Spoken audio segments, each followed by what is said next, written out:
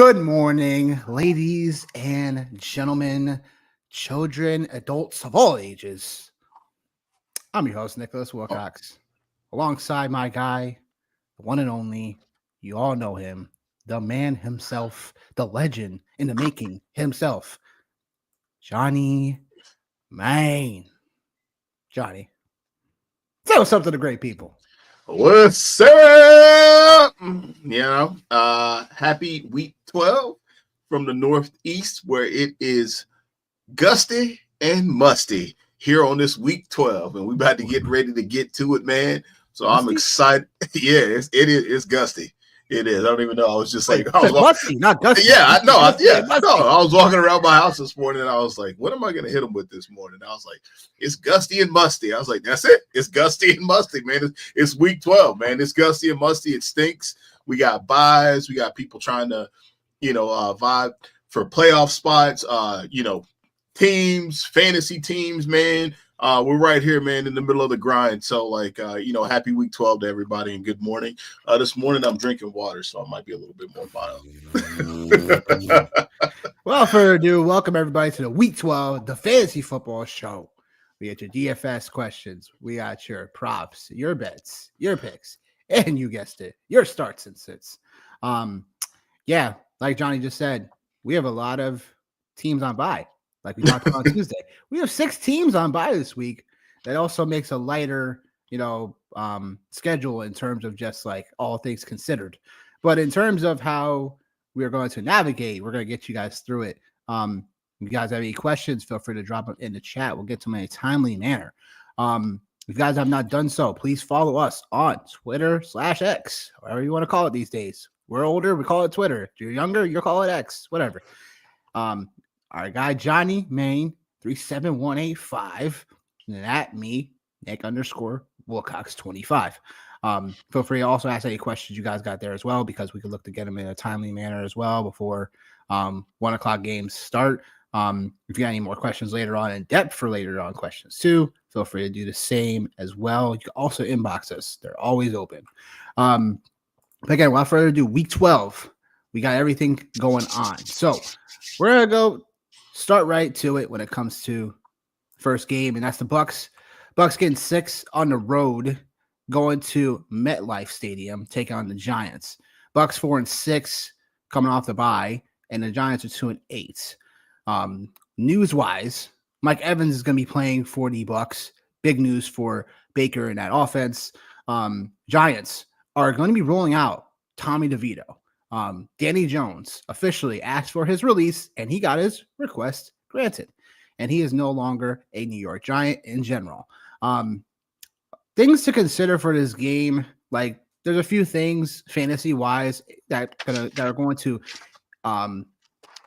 overall, when it comes to your lineups, are going to tilt the scale a little bit, because if you've had Mike Evans, you've been holding him out for the last couple of weeks in terms of when to deploy him. I think this is a good time to at least deploy him if you're in a spot where you definitely need him.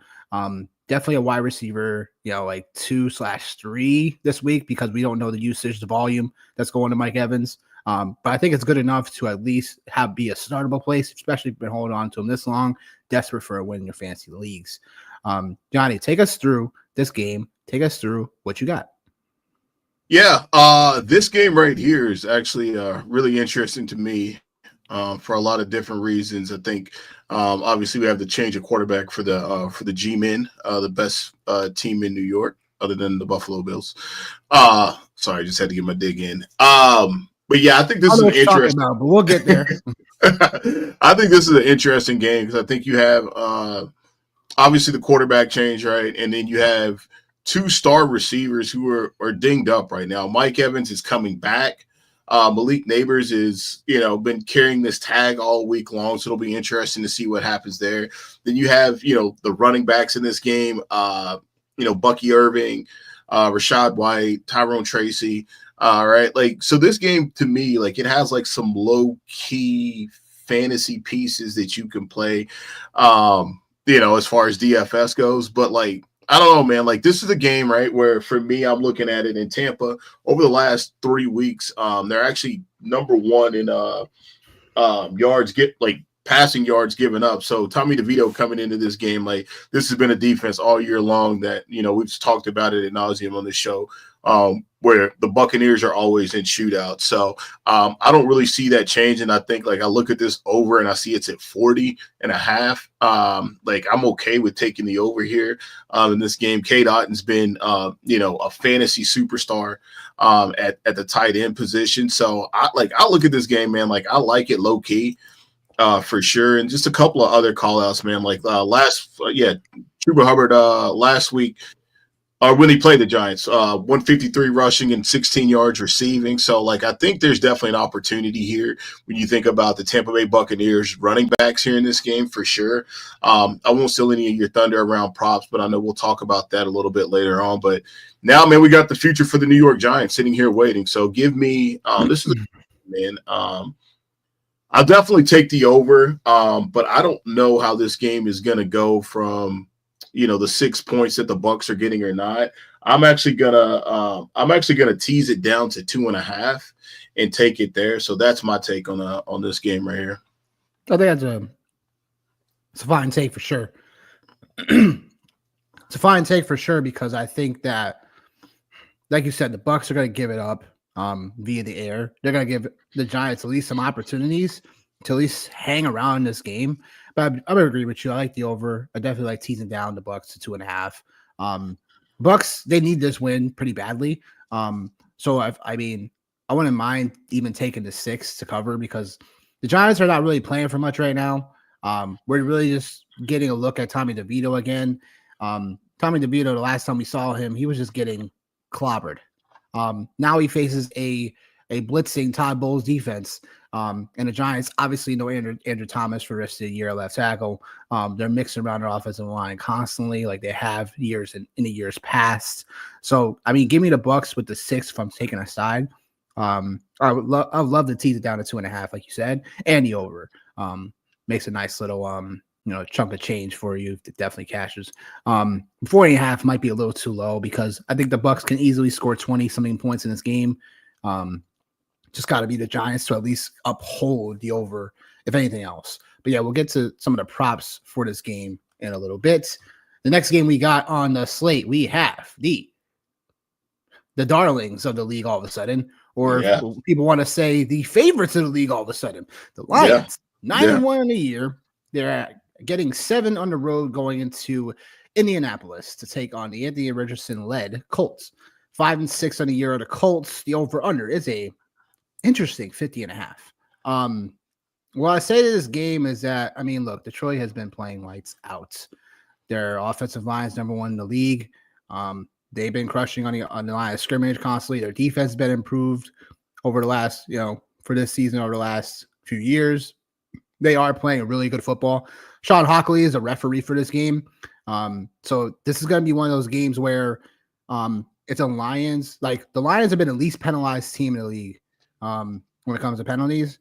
So you're only hoping that continues. The reason why I bring up, Hockley, because he's going to call things right down the middle. There's not going to be too much like if your guy was holding one play, like he's going to be looking for that guy to hold again. So it's like there's going to be things right down the middle of this game that could be interesting.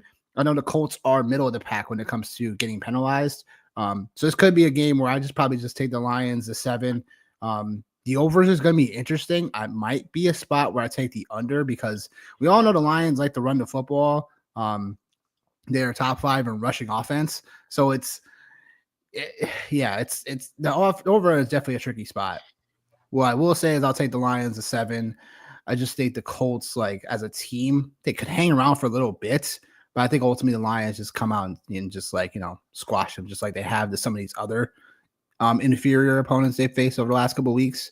So I just think they just take care of business on the road. Pretty much no hands down. Johnny, what do you say? Yeah, I'm with you on the Lions for sure. This is another one of my teases. I do like the Lions straight up. I think the line has moved to 7.5 now on DraftKings, which is obviously what I got to play up here in the Northeast. But yeah, can't play no fan bulls. But yeah, like I definitely like the Lions in this spot for sure. And I think like the biggest call out, like you talked about the offensive line, but this is also another matchup as well where like the Colts have just been getting dominated in the run game defensively, man. Like before the show, obviously looking up, all the stats I could find here. There's not a stat on rushing defense that the Colts are not bottom 10 or top 10, depending on how you want to look at it or how you want to say it. They're just bad against the run, and you're bad against the run, and you got Sonic and Knuckles coming to town. Man, like, yeah. And I think like the under, I'm with you on the under. I think like the real interesting thing here for me today is going to be to see how Anthony Richardson as a passer, what he does this week, because the Lions, they got a couple injuries in the secondary for sure. So it'll be interesting for me just to see how that holds up. But yeah, I think this is definitely going to be an under situation for sure, because you got two teams that are looking to run the ball, and then looking at last week and what Anthony Richardson was doing as far as they were trying to get him more involved in the run game, right? So I think as like the clock stays moving in this game. So give me the Lions. I teased it down to 4.5. So give me that. Give me the under. And as far as like from a DFS perspective, I didn't even hit on anything with the Bucks, but really nobody's playing any of the players on FanDuel. What's what I'm playing this week other than the defenses. But if we look at it from this side of things for Detroit and Indy, it's a very similar situation. Actually, one of the higher owned plays on the slate for FanDuel is Michael Pittman, projected to be at almost 17% ownership. I'm steering clear away from that. Staying clear away from that. I mean, look, he could probably grab a touchdown or so. But what's his price tag on FanDuel today? I mean, it's 5,700, man. So I mean, it's not bad. It's not terrible. It's not bad, but for me, it's more about DraftKings. For me, it's more about the trust in AR is really what it's about. I like Michael Pittman. I've always thought he's a decent receiver. I just think it's more about the passing game. And then, this is one of those weeks, man, where you can get in and get Jahmyr Gibbs and mandatory Montgomery at decent prices, 8,600 and 8,400, low ownership. If the Lions are going to get there, you know how they're going to get there. So, yeah. Yeah, Montgomery 6,700 on DraftKings. Like for everything that spills about this game, it's like Detroit could easily be running as a running favorite. The problem is like this. I'm just trying to think of a way it could go sideways. Because I'm not saying the Lions are gonna like not cover the 7, because I believe they'll definitely do. Excuse me, but it's more about like I'm just trying to think of ways how the Colts can stay in this game, and that, like you were saying, running the football. But there could be times where there's Anthony Richardson going to take a deep shot, and that could be Adonai Mitchell, that could be Alec Pierce. Like, it only takes one of those shots to kind of free up the defense in general. Arnold is out for Detroit today, so that's something that I think I'm going to keep an eye on as well.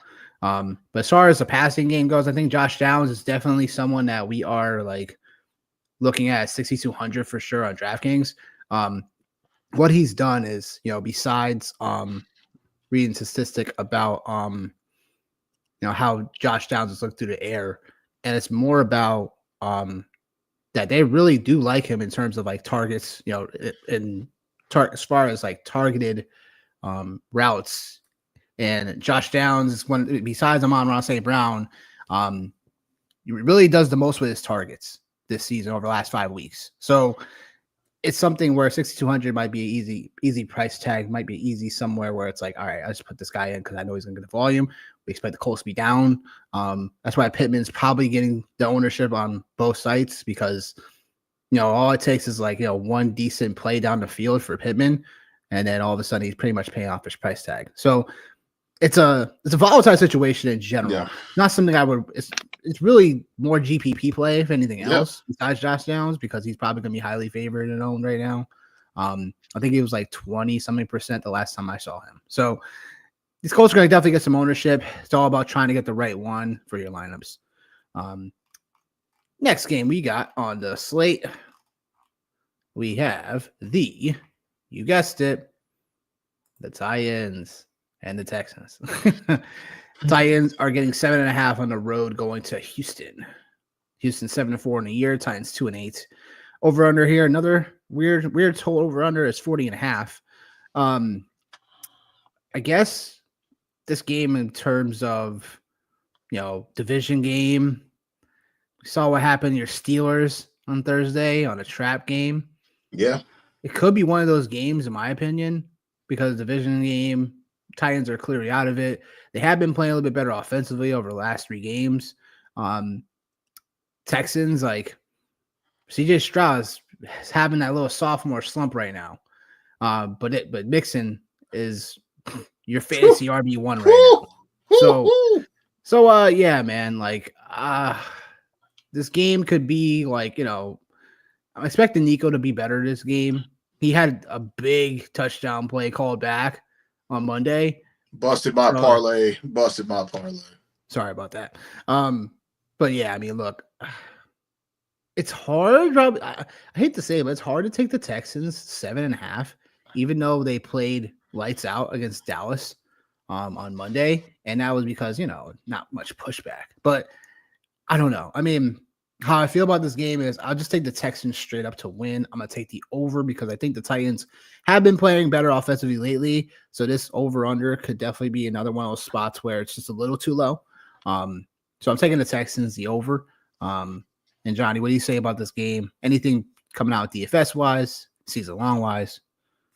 Well, our favorite wide receiver is garnering a lot of interest this week, Calvin Ridley. 25%, a lot of Tony Pollard as well at almost 19%. And then obviously you got to follow it up with Joe. Don't know how I feel about Ridley right now. Yeah. Oh yeah. No, this is one of those spots where I have to play him in season long, right? But DFS, but I'm a little bit shaky on the DFS side of things. I'm playing GPP today. I hate these spots though. Yeah, you gotta play someone season long, but it's like DFS wise, it's getting a ton of ownership, and you're like, and then it like makes you feel like, all right, like where's my blind spot at with him being 25% owned? Is this one of those situations where it's more the public, saying like, oh, like kind of tailing like his performances over the last handful of weeks and still looking for that, or is it truly the matchup? And I think it's a little bit more of the earlier, where I think it's more of a public thing, right? Because we talked about. I think we got 6 teams on bye this week, right? And I guess from, the public's perspective, right, like the Texans should win this game. Will Levis, you mentioned it, in the offense has been playing a little bit better over the last handful of weeks for sure. But I think the thing like we have to take into consideration, and this happened last week as well with the Titans, but Ladarius Sneed out again this week. Another call out too, man. No Tajay Spears this week as well for the Titans. So I want to make sure we call that out for everybody so you can plan accordingly with that. But Will Levis has played his best football over the last 2 weeks, and the Titans have still lost by 10. So, and so for me, it's crazy, right? But like for me, like I'm trying to get back. And as far as DFS goes, I'm trying to get back in on Nico Collins, like a guy that like I was really high on in the offseason, and then Steph Diggs showed up, and then I kind of backed off of it. And man, like Nico Collins is a superstar, almost a guaranteed first-round pick next year. By default, right? Yeah, yeah. Like I mean, like at this point, like I would be shocked if Nico Collins wasn't a first-round pick next year in fantasy drafts. So I'll go ahead and start that hot take and start my campaign there. But yeah, like give me I teased this game down today to 4.5. And maybe CJ Stroud starts to get back on track as the playoffs kind of start to pick up. But I just don't think the Titans have enough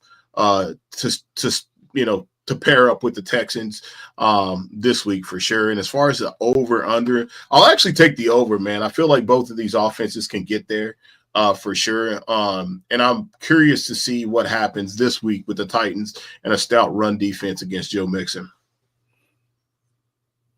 Yeah, like you pointed out, Pollard 5,800 on DraftKings. That's looking to be almost a smash play. I don't see too much ownership on him just yet.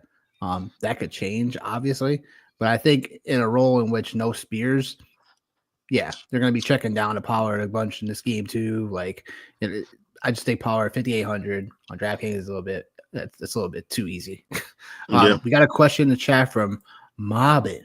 We said, hey, Bobby. Okay, you a goon. Was a goon to a goblin. Johnny, yeah, can't help. I love you, but stick to your day job. I can't help it. I can't help myself. I almost wore my Weezy shirt today, man. You know what I mean? Mobbin's asking to start one of these receivers. Jaden Reed against San Francisco, DJ Moore versus Minnesota, and then JMO versus the Colts.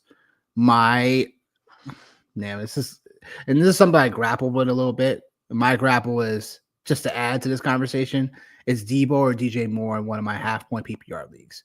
I went with Debo because it's DJ Moore's been fine. You know what I'm saying? They finally got him the ball a little bit more this past week. I just don't know. Minnesota's defense has been pretty solid. San Francisco's defense also pretty solid, but I think in order for the Packers to, not only cover their inflated, spread total now, I think Jaden Reed is going to have to play a role in that. He's definitely the underneath guy as well. So if we're talking about full point PPR, like, I feel like it goes Reed. Because JMO's such a roller coaster. Like, you want him to get a big touchdown play, and that's all he's dependent on. So it goes DJ Moore then for me, and then JMO. What do you say, Johnny? I'll go Reed, JMO, and DJ Moore. I have DJ Moore. Yeah, I have DJ Moore on one of my fantasy teams, and just the fact that I have to play him every week, like I said earlier in the show, gusty and musty. You know what I mean? So. I hear you on that. Yeah. Man, I just DJ Moore is still de facto number one. Yeah. And then JMO is on a run first offense. So that's where it becomes hairs at that point. But yeah. I think we're both in agreement on Reed for sure. Yeah. But yeah, I mean, next game we got, speaking of the Bears. The Bears. Vikings. 8-2, getting 3.5 on the road going into Chicago. 4-6 Bears, and the over under is 39.5 here. What do I think about this game? Well, Jefferson's been pretty quiet. I'll tell you that much. He's been pretty quiet, and usually when he's been pretty quiet, big game's coming. Don't you agree? Can't disagree. Like I said, it's been 4 straight weeks without a touchdown for Jefferson. I think today's the day. I know the Bears are really respectable. I get it. I think Darnold has just been looking not as great the last couple of weeks. But don't get me wrong. I think the Vikings are a cover here. They got to keep pace with the NFC. Not only with that, but also their own division. The Lions are 9-1. I just think the Bears they've been better, at least this past week. But I just think that the Bears are going to just be the Bears again. And the short area stuff, like, I'm not a fan of, because it's like you're just basically just dunking and dunking down the field. The Vikings are a susceptible secondary this week, so we'll have to see how Caleb Williams is going to be able to maneuver that. But because also the Vikings defense is a very blitzing one, obviously, like very disguised and blitzes you to hell. So I should give me the Vikings in this one. I just think they have the better overall team, better coaching, like all of it right now. Matty Blueflus is on his way out of Chicago, and this could probably put a nail in the coffin potentially. But yeah, I mean, Jefferson probably, I gotta check his anytime touchdown bets, but I think that's something I might put on. I think I might have to add that late now that I'm thinking about it, because Jefferson 4 straight weeks without a touchdown. Yeah.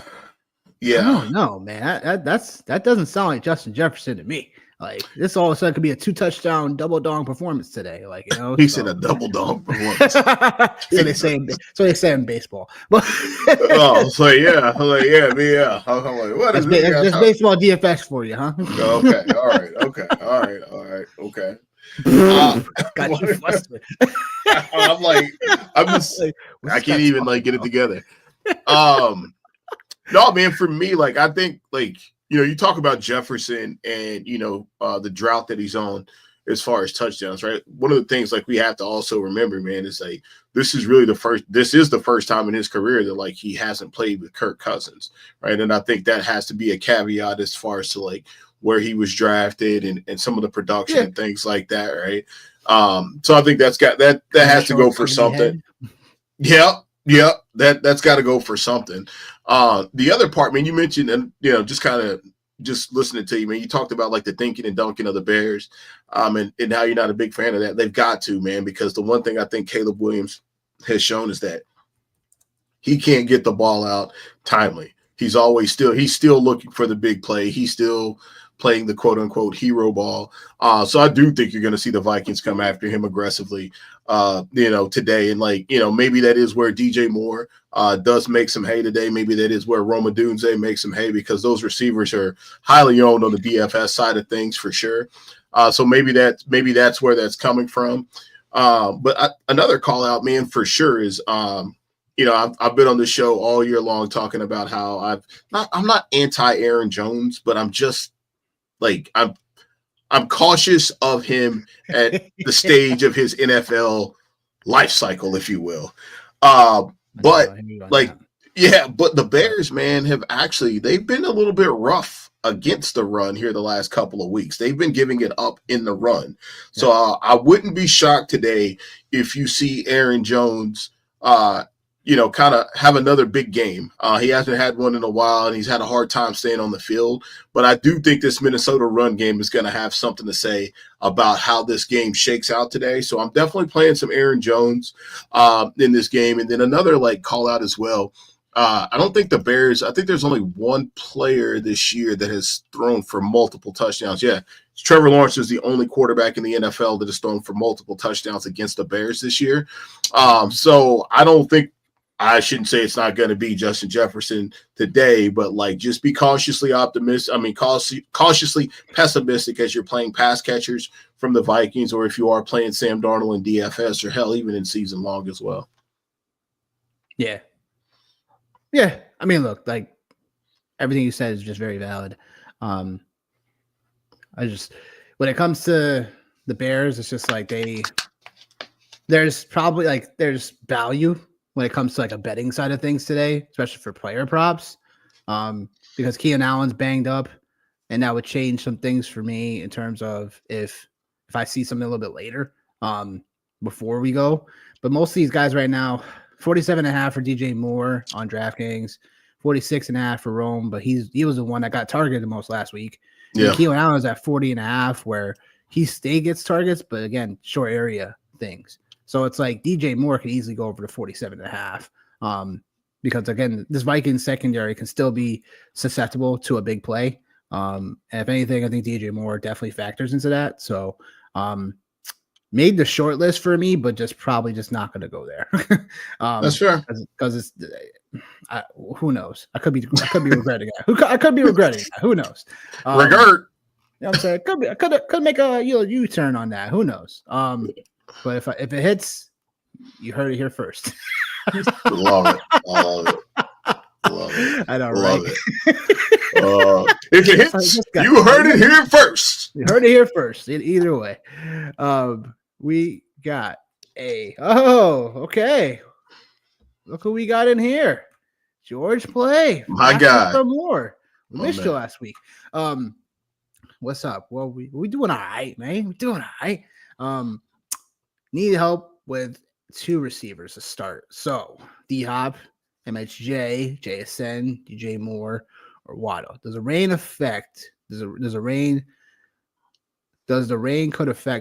could they affect players in the Seattle game in terms of rain goes? It's pretty much the MHJ, JSN question. It probably can, but at the same time, I'm not too worried about the rain at this moment in time. I guess for non-PPR, it's D-Hop for sure.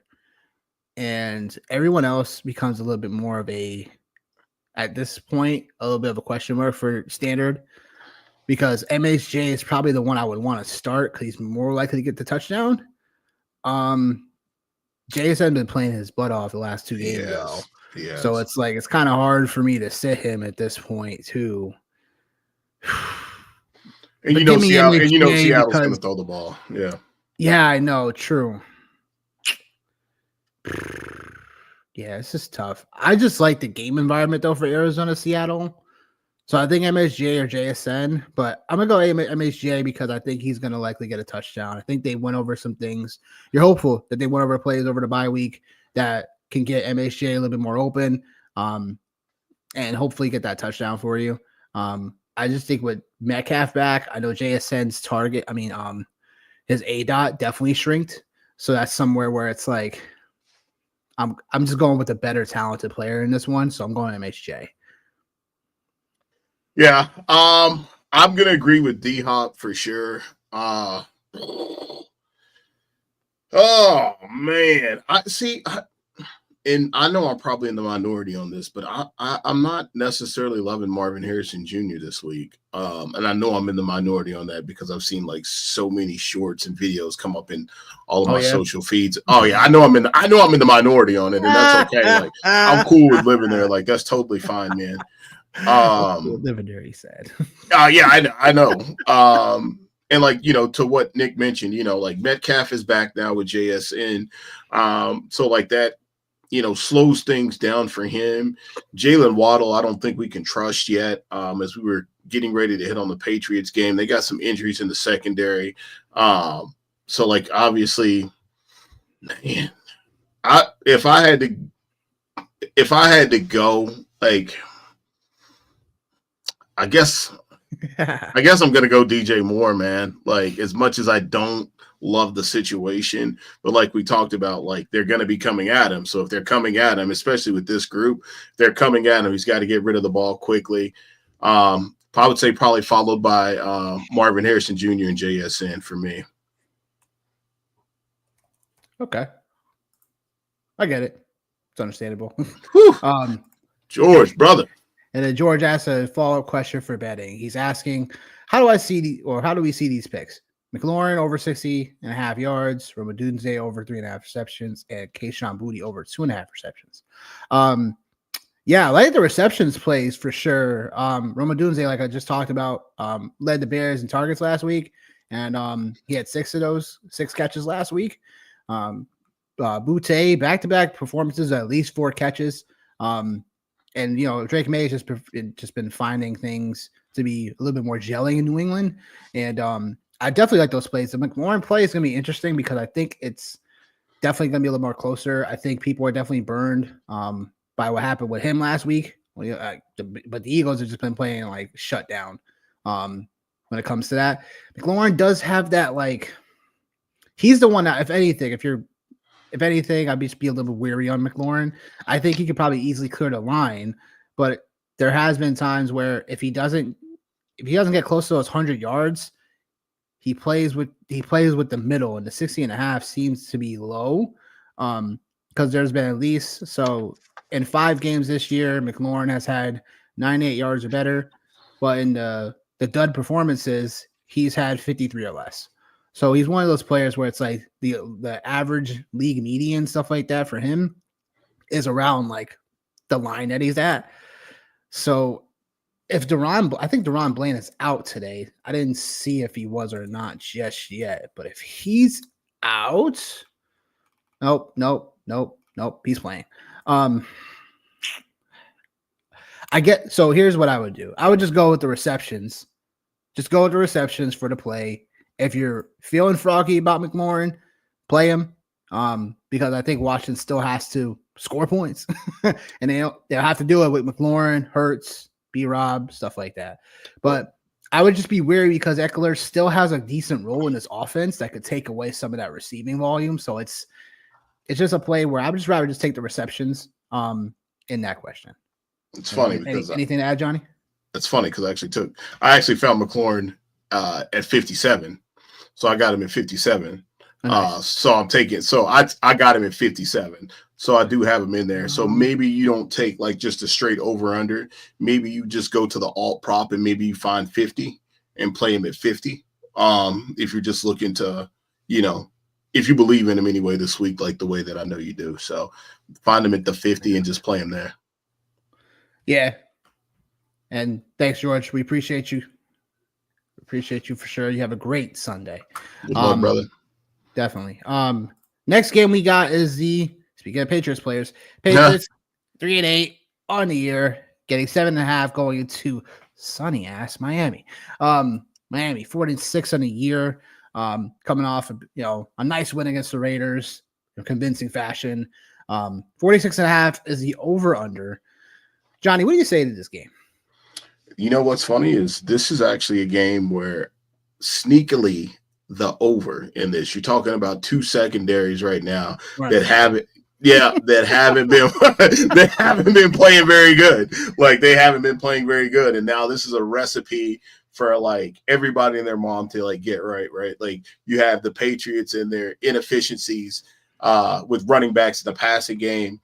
You have Drake May, who we talked about, who's been playing really well for the Patriots. You have the Dolphins now, who have all of their weapons now. There's a lot that's going on. Let me see here.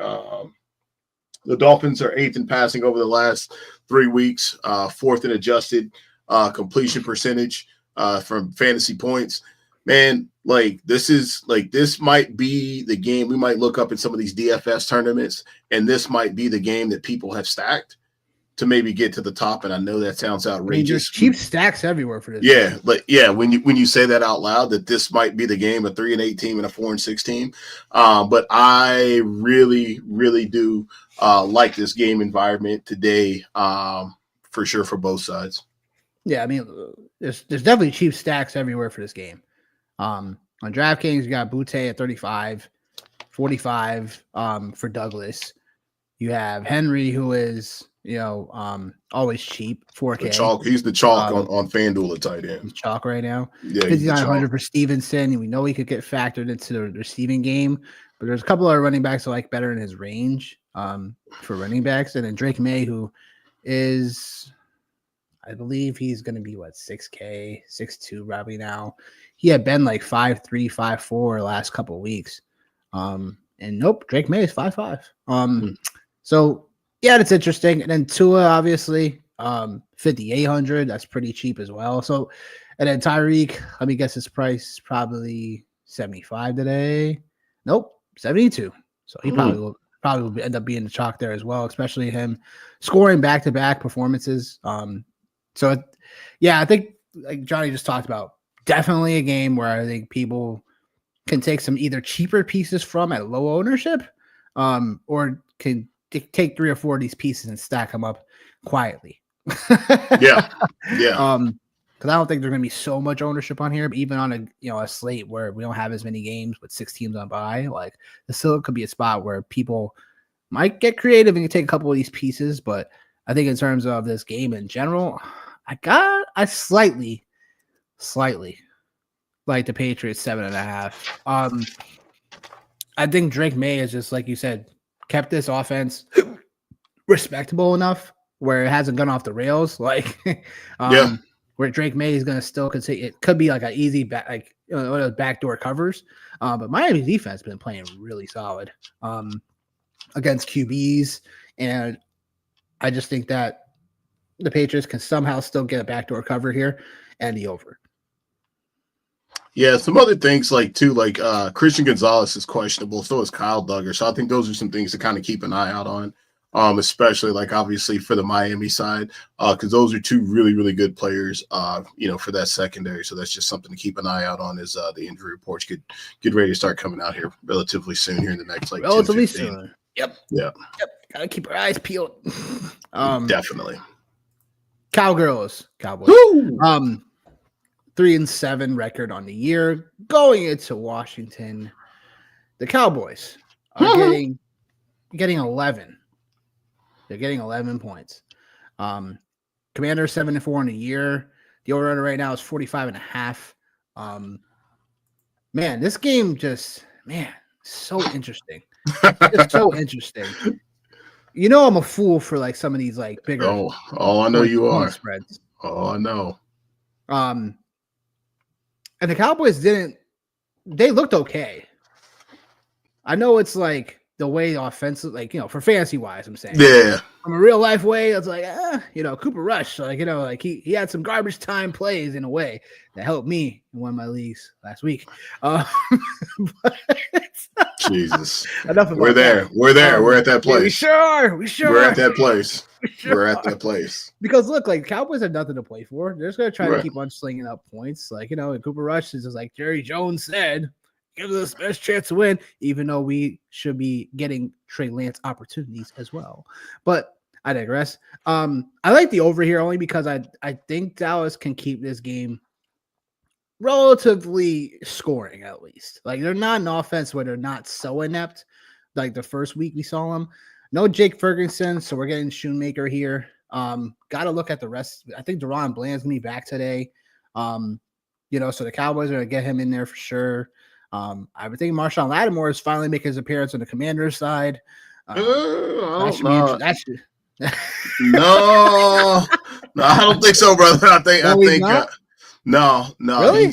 He's been deemed out, man. Did not practice. Yeah, did not practice on Wednesday, Thursday, or Friday. Got him. He didn't got him marked this out. Yeah, that was something I just assumed because it was like, hey, I know.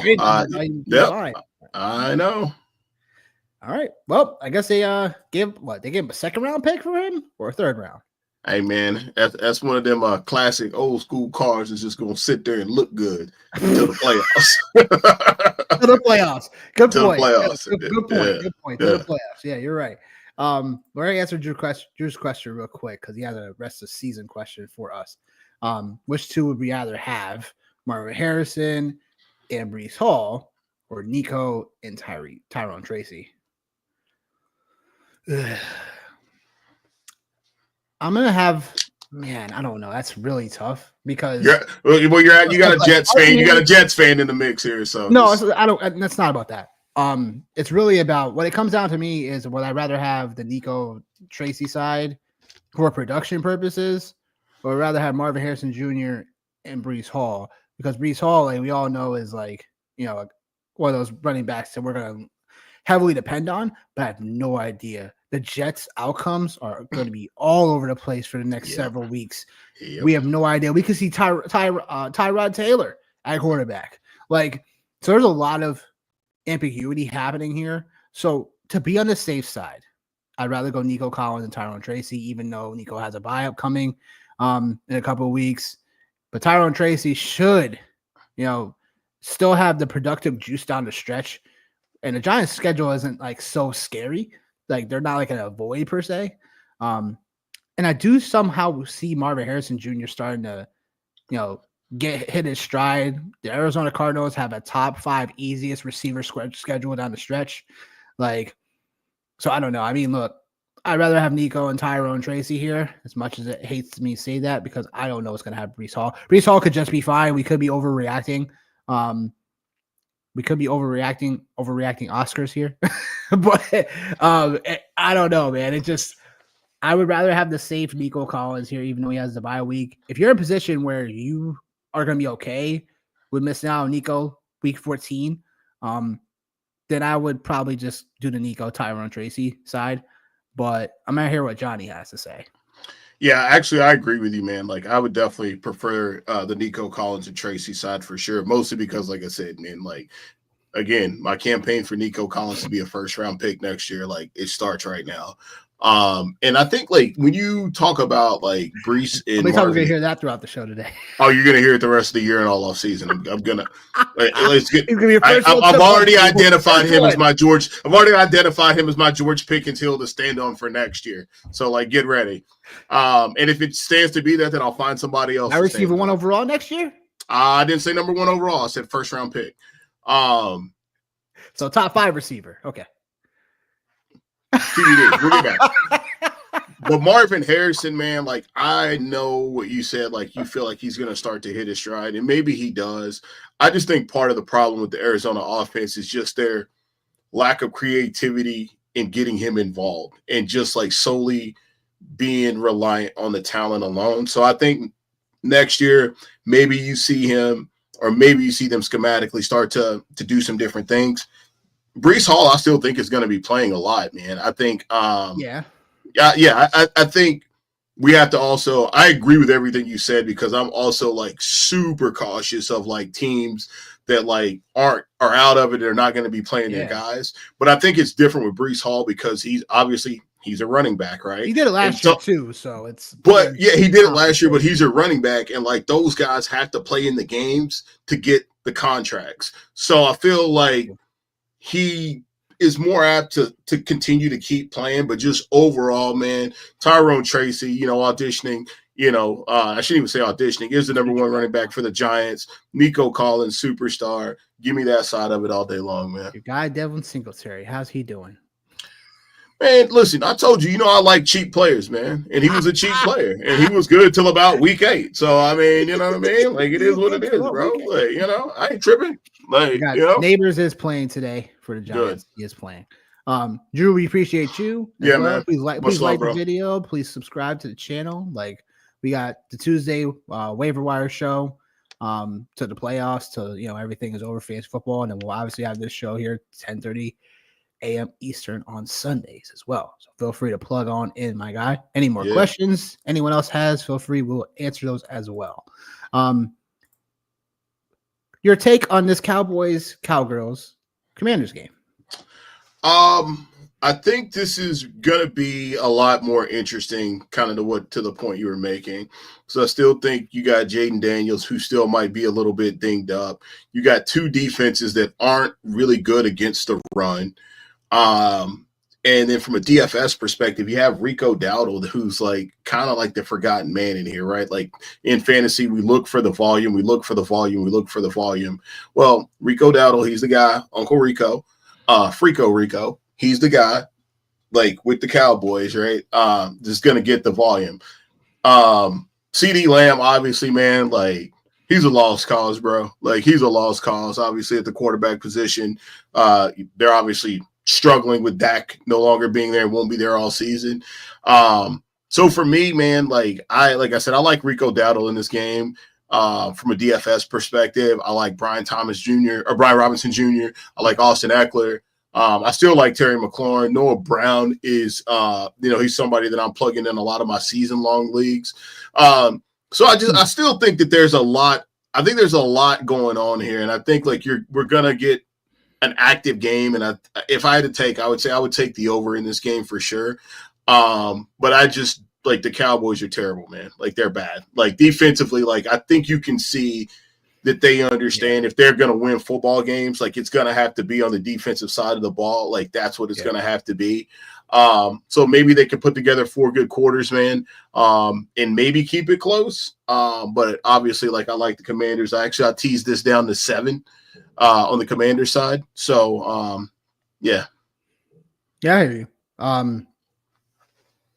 Yeah, I mean, look, I would tease it down to 7 for sure. It's this division game again. Like, you know what I'm saying? Like, you just don't know. Sometimes you just don't know what these games are going to produce. Right.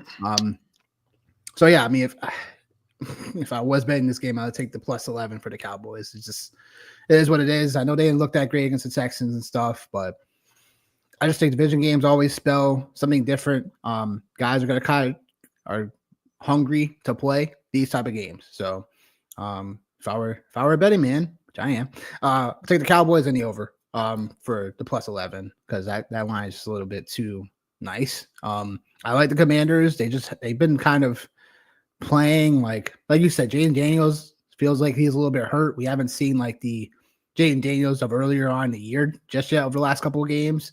So I think there's opportunity here. Chiefs, though, now 9-1 Chiefs. They are heading into Carolina. Speaking of high totals, they're getting 10.5 on the road to take on the Carolina Panthers. Over under 42.5. Look, the Chiefs are going to come in pissed off. I'm trying to come in and rip somebody's head off. Unfortunately for the Carolina Panthers, it's going to happen to them today. I think the only way, look, the Chiefs are going to have to come out and be like, all right, like, it was bad last week, but let's shellac these guys by 20 points. Right.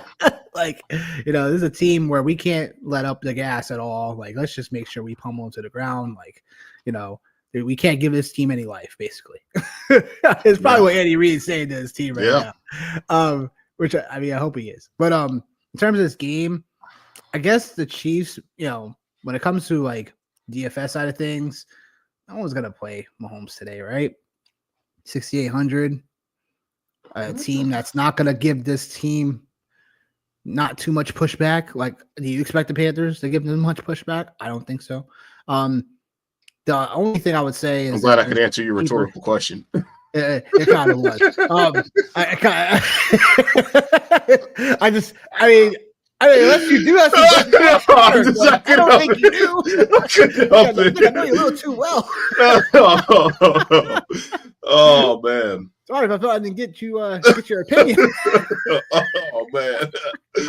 Oh, this is like, come on, really? The Carolina Panthers 3-7 give these guys some pushback. The reigning defending back-to-back Super Bowl champs. Oh man, I don't know about this. What I will say about the Panthers side is that I think some of these guys are are cheapies to play. When it comes to Xavier Legette, when it comes to Thielen side of things, they're relatively a little bit too cheap, in my opinion, like cheaps. I think our guy Javion Sanders is a nice little play to play. DraftKings 3,400.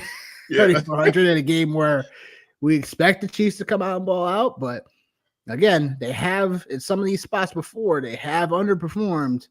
Going back to the Denver game a couple weeks back, like even the Raiders game for a little bit, like. So, I mean, look, I'm not taking anything here because I just don't want to. I just expect the Chiefs to handle business. That's all it is. What do you say, Johnny? I teased this one down to 7 as far as the game goes. Mr. Teaser today. That's right. That's right.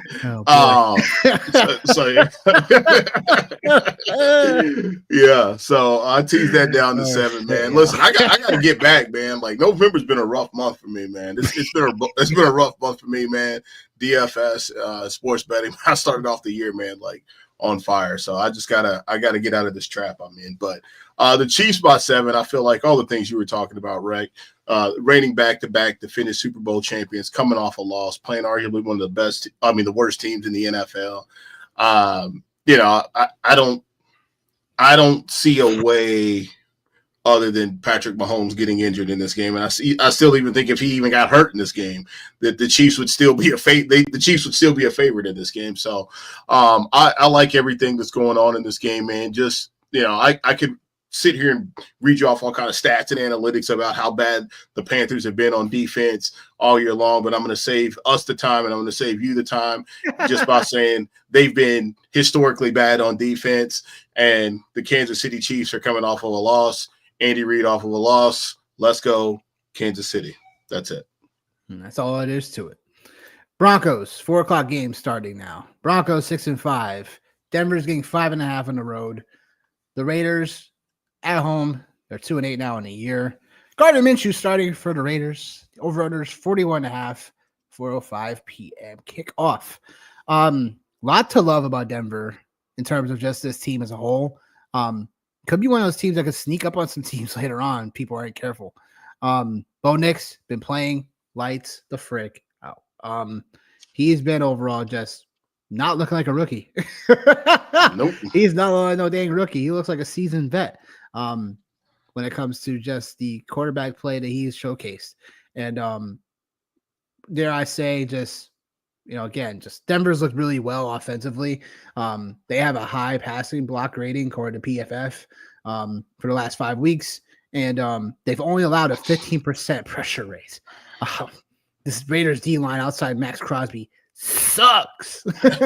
So, look, Bo Nix, man, has just been looking like the guy, and I just think Denver should cover this 5.5.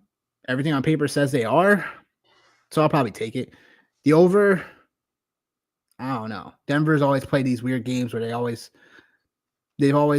not put the they say not to put the knee on someone's throat, type of thing. But the Raiders have been sneaky in the past. I have no idea how it's going to play out. We could see Gardner Minshew on the bench second half. Like, who knows? So Anything's possible. I learned my lesson last week, I think, and I'm taking Denver with the points. The over under. I'll leave that up to you, Johnny. Well, you won't, because I'm not messing with that. Because, yeah. He's like, oh, well, you're not.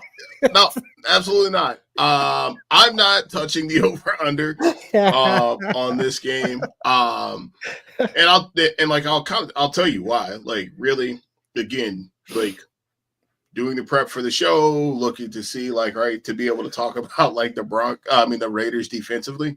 Yeah. You mentioned it. Other than Max Crosby, yeah. This team has been damn near bad. Yeah. Damn near bad. Outside Brock Bowers in the offense, too. Like, outside those two guys, like, yeah. I mean, literally, like, they've given up the most passing touchdowns over the last 3 weeks the Raiders have. Adjusted completion percentage as well, almost 80%. Like, this is a spot where, like, if you had to, like, hammer in some places or some pieces, obviously it's Bo Nix. I love Cortland Sutton. He was my guy all the way back in August. He did go 2 for 32 the last time these guys played. So I do have him in some of my my props that I bet. And I think like his line was, I got him at Cortland Sutton. Oh yeah. Yeah, his line was at 59. So I'm rolling the dice a little bit with him, but I still believe in him just because, like I said, the Raiders have just been so god awful bad. And another nugget too, man, is like, I know there's been this like rotating door of running backs with the Broncos, but Javonte Williams, man, anytime the Broncos are winning games, like he's typically doing pretty well. So he's got a line. Flavor of the week, Well, yeah, it is. But here's the thing though, right, man? You want chocolate? You want vanilla? You want strawberry? Well, right, but here's the thing though, bro. Like, and I know I'm getting dangerous with this, but his prop when I got it, dude, was 36 yards. What, Javonte? Yeah. Yeah. I mean, only because like the market don't know where. Right. Really. So I'll get in on it. Like I think even in a role where we expect the Denver Broncos to be splitting carries and stuff like that, I still think Javonte Williams, that's pure value still. Yeah, man. I think that line's still like 13, 15 yards under. You know what I'm saying? Like, right. I think that line should be like, to me, should be at least 52.5. We're thinking how you're thinking. So I'll take that, man, right? And then when we talk about like from a DFS perspective, Amir Abdullah is the guy that's garnering a lot of ownership. Well, I shouldn't say a lot, but garnering ownership at the running back position because he's one of the chalkier plays of the week. I say chalky, but a value play, I guess, is what we could say. On FanDuel, he's coming in at a cool 5,000, and then Jacoby Myers is coming in at like almost 20%. And you got to wonder if Surtain is going to be following him and what that looks like. So either way, man, like I said, just give me the Broncos every freaking way in this game twice from Sunday.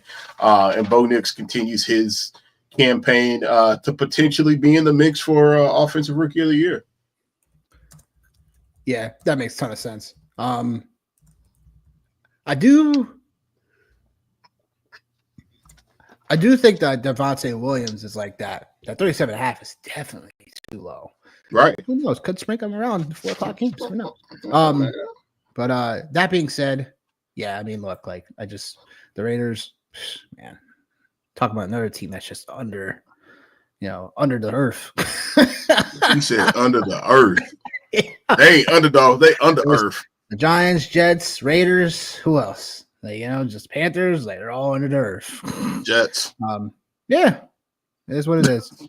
Cardinals 6-4, go on the road to Seattle. The over-under is 47.5. Seattle's 5-5 off a big win against the Niners. Talked about this game on Wednesday, and that I just think the Cardinals are a team that they overall can be a team that wins this division. Crazy. And it's kind of wild. Crazy.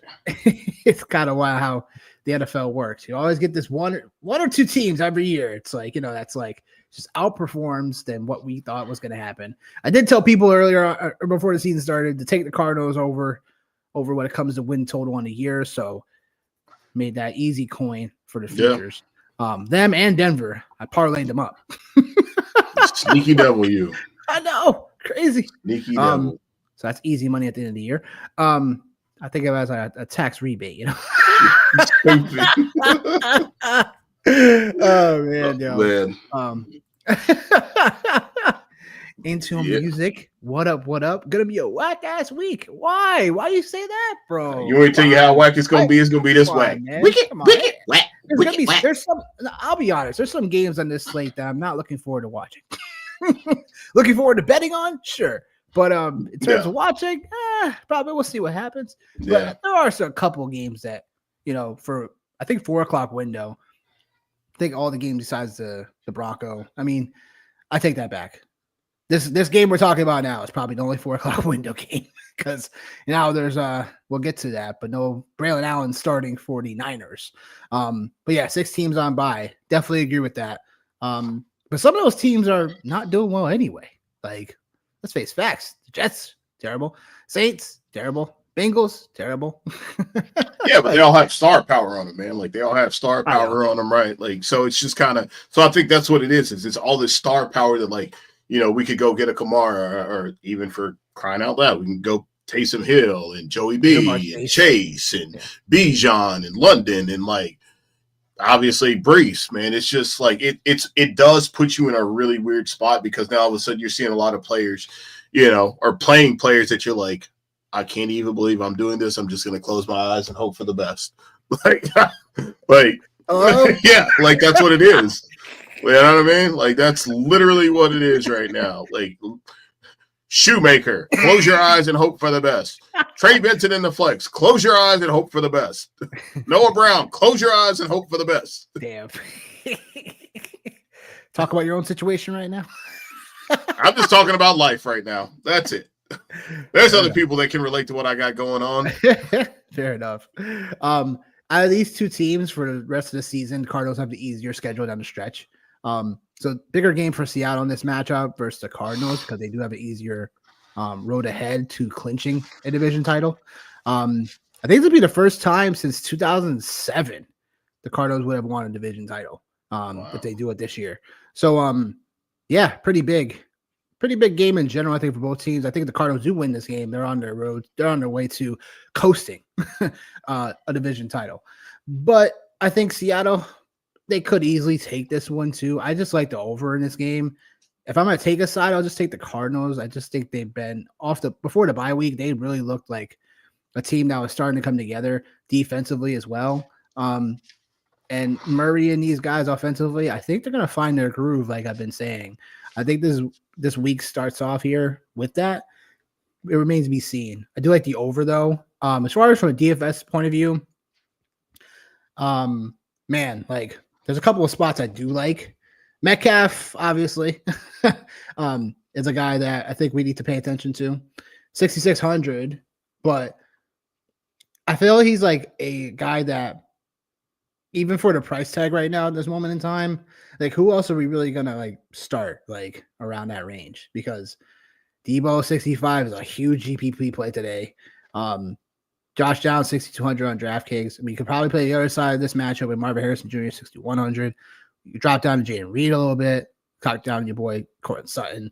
Like there are some ways to get down, but in the range where I think people aren't going to go to enough, I think Metcalf is one of those guys that we've seen it before.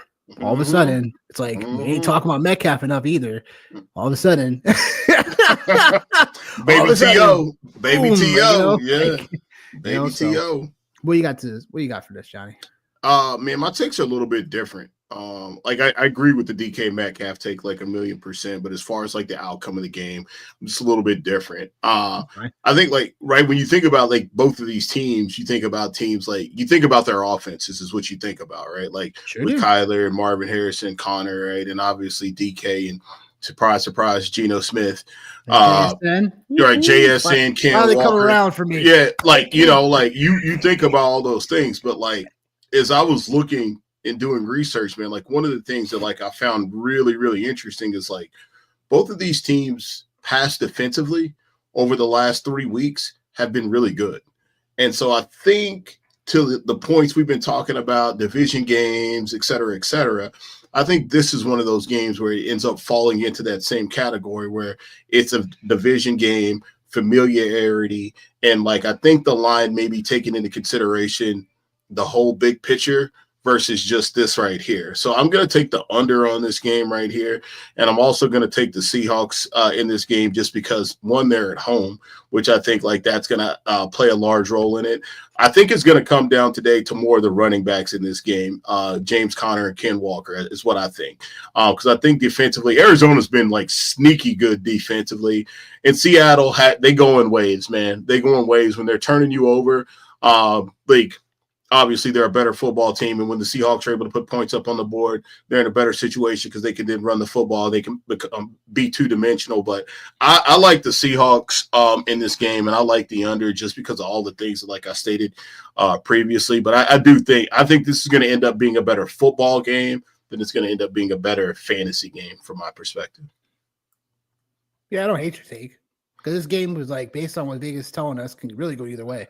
Yeah, absolutely, absolutely. So it is something to definitely be like, all right, like this is interesting. Like we'll see what happens. Like you just said, both these defenses have been playing better when it comes to not allowing too many burners down the field. So it remains to be seen like how this is going to play out. So yeah, I don't mind the Seattle side. We can easily talk ourselves into that because of how well they've been passing the ball through the air. So makes some sense. Bryce, what up? What up, Bryce? Fellas, Javonte or Dobbins? It's Dobbins for me because it's a revenge spot. No, I'm just kidding. No, that's not my analysis. Easy. But that's too easy. It's a revenge spot, people. No, but I think J.K. Dobbins because he overall, and we can get to it. I mean, Javonte Williams, we're talking about for a prop play, makes sense.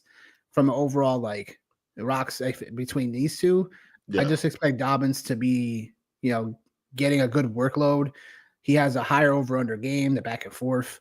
If the Chargers have to start throwing from behind, we know Dobbins is going to be the receiving back. Like, we know for sure. So, I mean, I definitely like Dobbins over Javonte. Johnny, what do you say?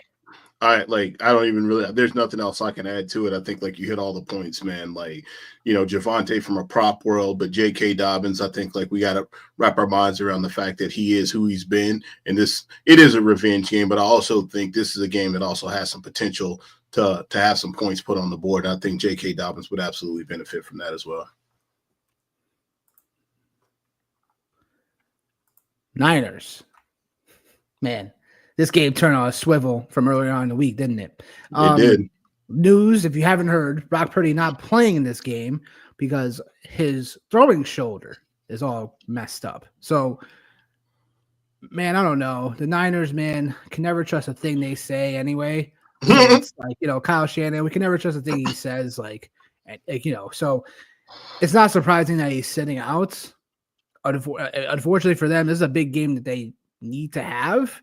And now they're playing a Green Bay Packers defense coming off, a win. Man, cost me so much money last week, man. Probably about $2,600 because they couldn't get the job done in an elite fashion against the Bears. Terrible. Terrible. That game, man. Terrible. It's NFL, man. I tell you, it is, bro. It is. That's why we do it. Will you be going back to the Green Bay side this week? Who knows?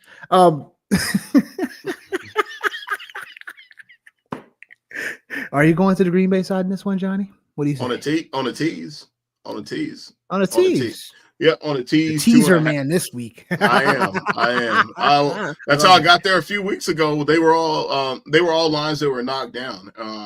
But yeah, I'm going back to the Packers 2.5. I think like one of the things for me, like for both sides, I think it's going to be really interesting. But really specifically for the Packers is just their run defense over the last handful of games hasn't been very good. And all of a sudden here comes Christian McCaffrey and then Deebo Samuel as well. And you know what Kyle Shanahan is going to do today. Like, what is coming.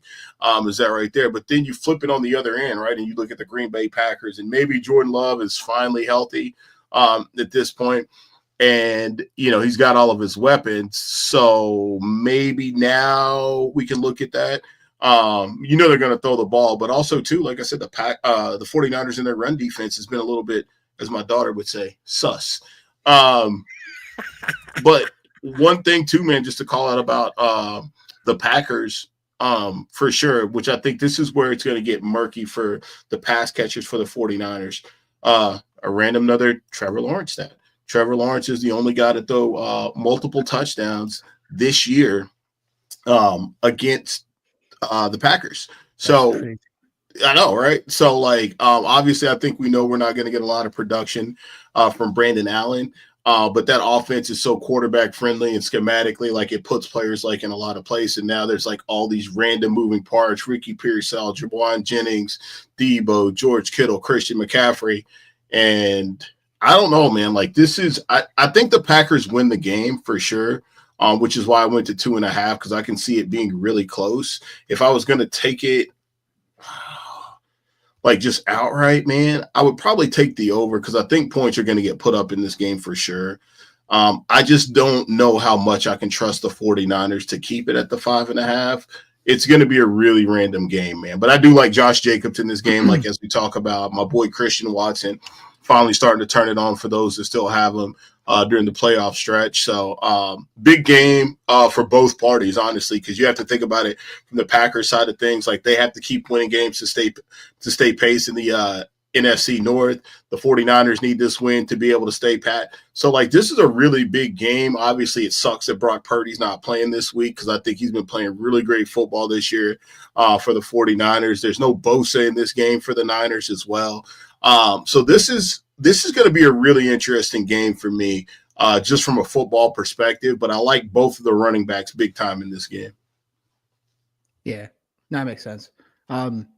Player 2 I like in this game, but I think it's Green Bay. I like the tease down spot. Like you said, because as much as I don't think Brandon Allen's going to make much of a difference in a way, it's enough to make a difference for the line to move down from, to move up. Now the Packers are 6.5, checking FanDuel now. Oh, wow. Okay. All right. So yeah, clearly I'm not sure if that's more public money or sharp money at the moment. But yeah, look, they're so 6 on DraftKings and 6.5 on FanDuel, which is another big step, because look, this line opened at 2.5, 1.5, 2.5, something like that. I think it went to 2.5 at some point in the week. I think it was Wednesday, because I previewed this game, and then it went, like you said, over the last I want to say the last 36 hours, it went from the 2.5 to 5.5, and now 6. So clearly, Brock Purdy obviously brings 3.5 ish for the total now. Makes sense. It makes somewhat sense. So. Yeah, I mean, obviously, give me the Packers in this spot. I like the tease down spot for sure, and then parlaying that with something else. I find the over to be interesting, because I'm not sure how the Niners are going to come out and be so offensively as they have been, because they just don't look like the offense that we have seen from years past. They just, for whatever reason, Debo's not getting the ball enough.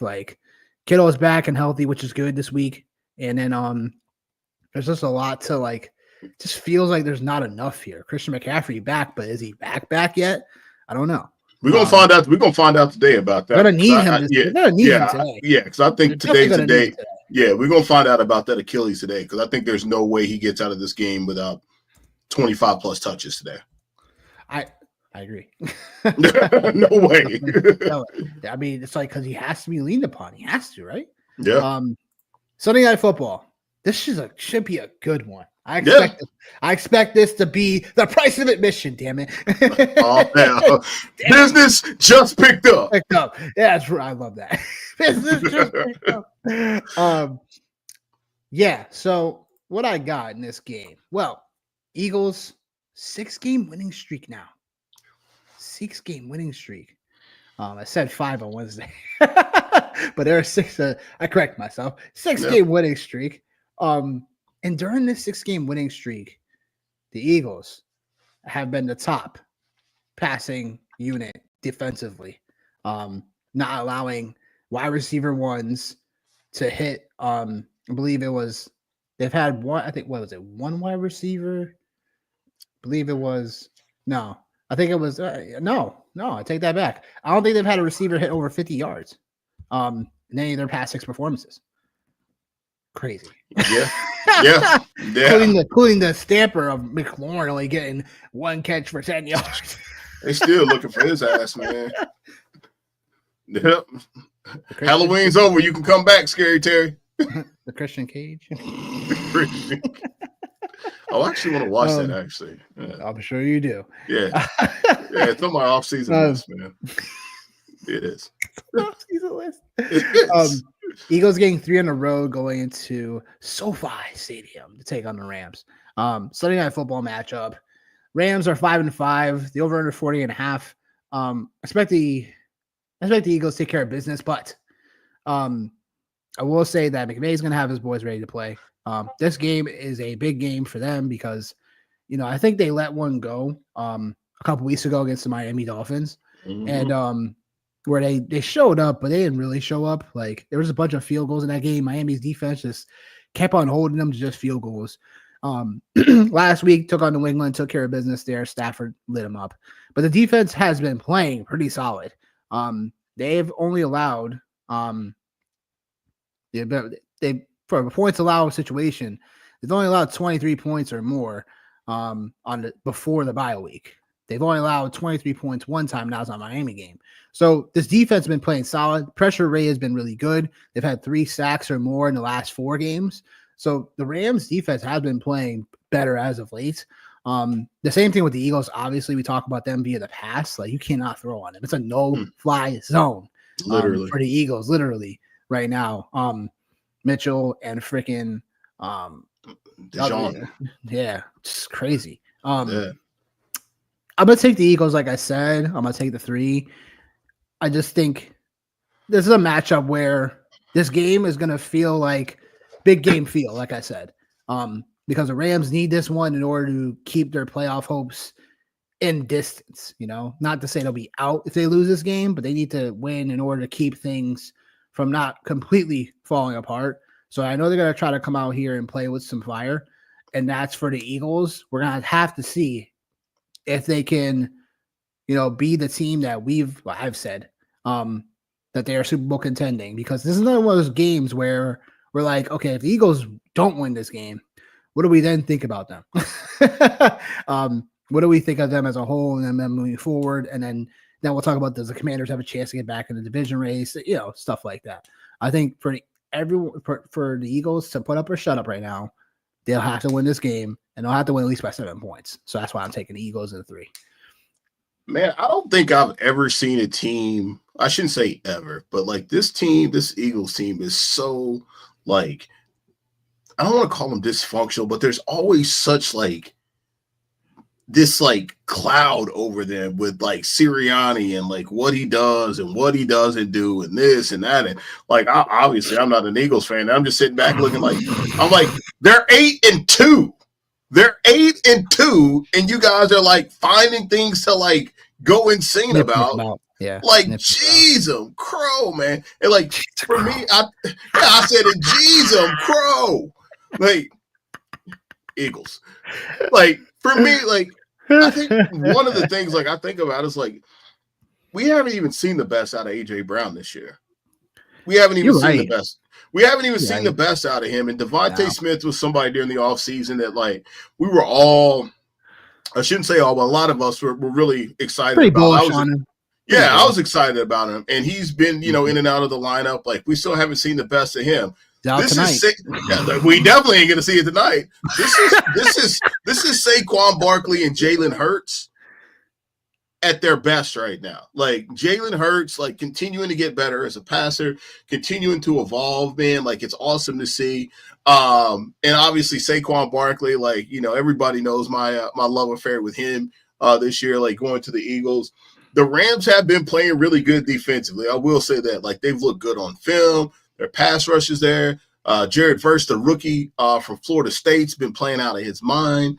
But they have been giving up some yardage in the passing game, and that's a dangerous game to play when you're playing with the Eagles, because the moment that if you start giving up passing yards to the Eagles, and all of a sudden you have to bring a safety back in coverage, we all know what that means. There's one less man in the box with Saquon Barkley, and what does that look like? And the Rams now that like they have their full array of talent with Puka and Cooper and Kyron.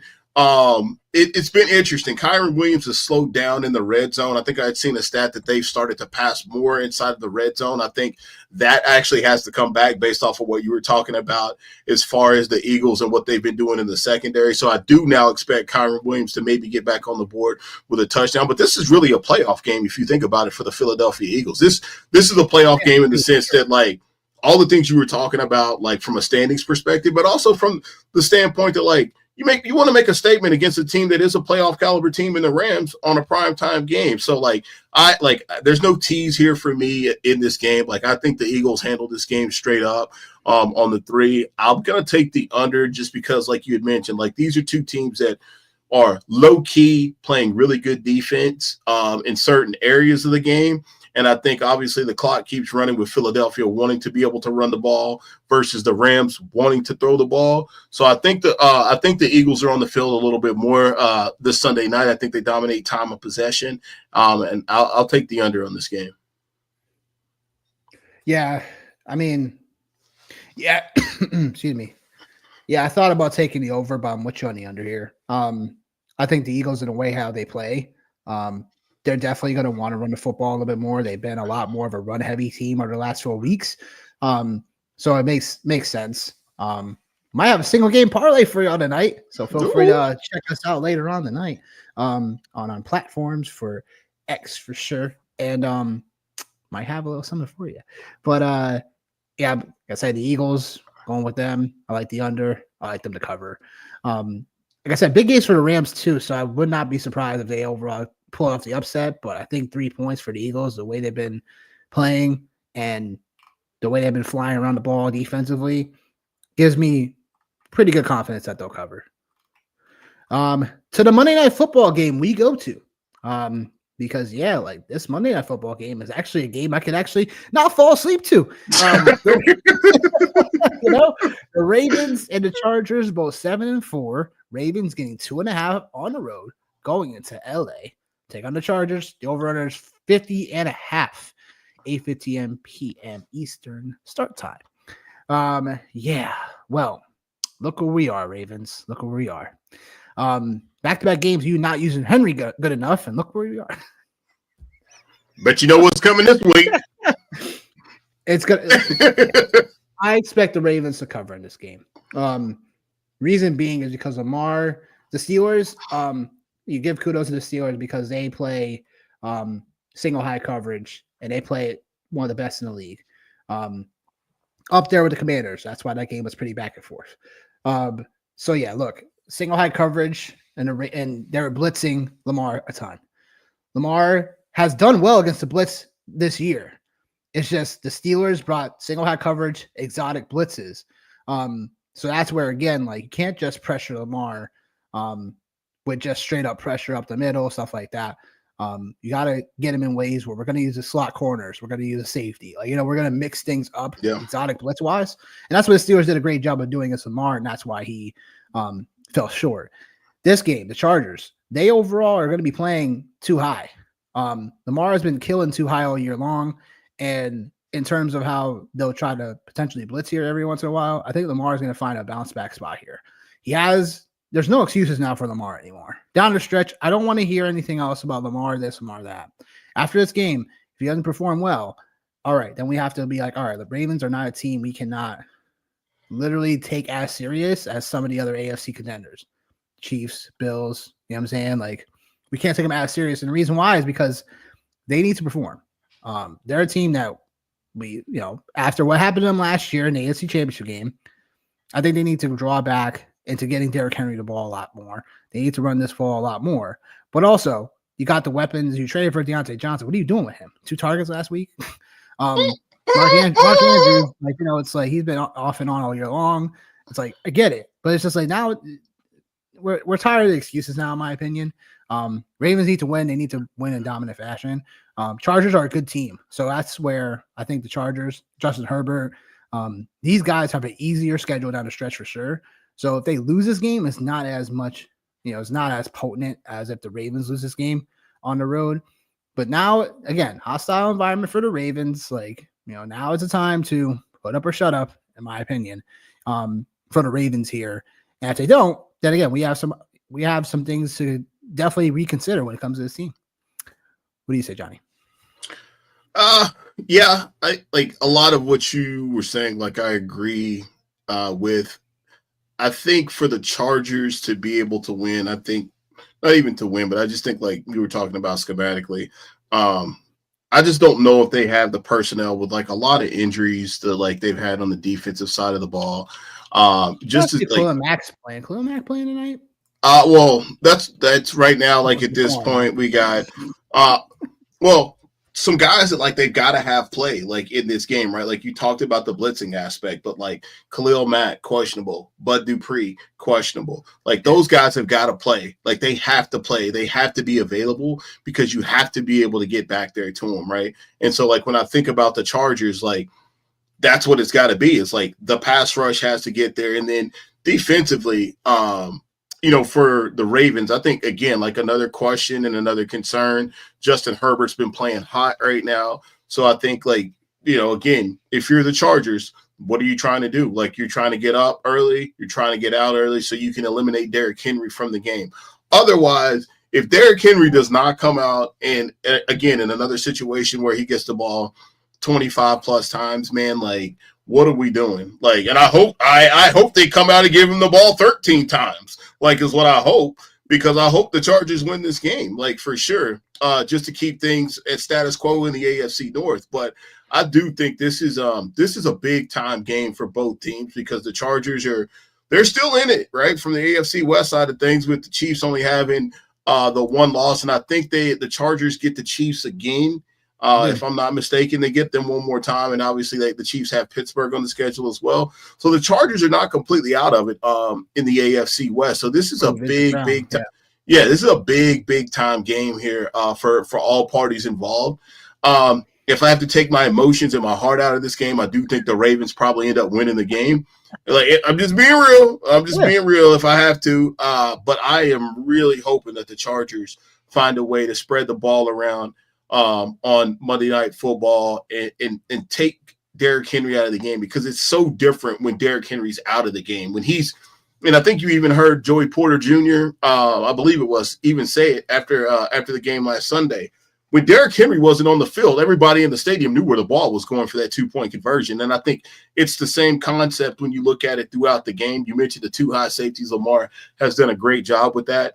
He's become a better passer, but like, you have to make him make decisions quickly, and you can't give him the options or give him the tails essentially to see where the blitz is coming from and to be able to hit the hot spots. And all those players you mentioned, man, Andrews, Deontay Johnson, man, they're all no call, no shows. Isaiah Likely, Zay Flowers, Rashad Bateman, Justice Hill, those guys. Like, nobody thought it was going to be those guys. Like, so, the Harbaugh Bowl, I don't really care for either one of them, if I'm being completely honest.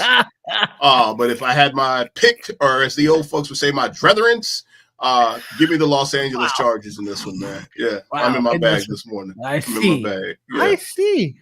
Yeah. See. That was funny. You crazy. Yeah, that's what we got. So, got through all the games here, folks. That being said, we're going to get to a few more touches before we get out of here. We're going to first go over lock of the slates. So this is the slate where we talk about players that we should be really strongly considering for our lineups, and also locking in some players for our DFS lineups for sure. Blue Pay has got a question for us. I have so he has Blue Pay, that's Blurpy. Blurpy? I said Blue Pay. I didn't see the R. Oh. I was like, Blue Pay. I was like, what? I didn't see the R. Oh, that's all good. Andrews, Kraft, Shoemaker, or Theo Johnson at tight end this week. I have Lamar for the stack. First of all, if this is DFS related, then okay. If it's not DFS, you don't have to stack Lamar and Andrews for the Monday night game if you don't have to. This is tough because Andrews has been really good without Likely in the lineup. and now that Likely's back in the lineup, it feels like we're back to where we were before everyone's talking about dropping Andrews and stuff like that in your season-long leagues. What Dope was saying now over social media. You never drop a guy like Andrews that you draft that high. Yeah, sure, go ahead and drop him. Go ahead and drop him. I'll take him. I'll scoop him up. Go ahead. It happened to me in 2 of my leagues this year. Yeah, I'm like, I can fix him. I can fix him. God. Out of those tight ends, like regardless of Lamar, I would take.